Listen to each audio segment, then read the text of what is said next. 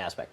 It's one of the reasons I have so much trouble with all of this. This idea that that everything is biologically pre-written and biologically determined, and that how you raise your children has no impact on how their future life goes is such asinine bullshit. I mean, sorry to put it that way, but it just is. I have 2 kids under 5.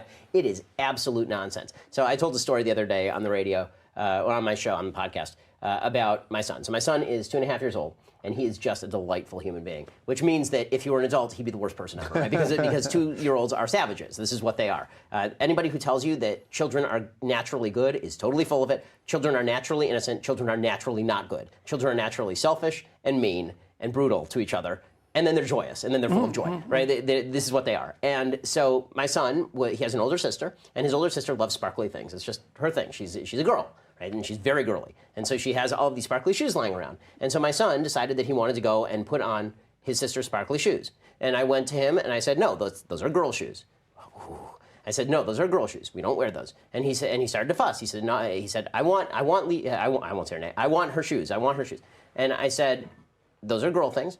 And then I took him to the Western Outfitters over here in Van Nuys, and I got him a pair of cowboy boots, and he will not take off his cowboy boots. Now, the way the left would see that is me cruelly crushing his spirit. Perhaps he just wants to be a girl. Perhaps he wants to be raised in an effeminate manner.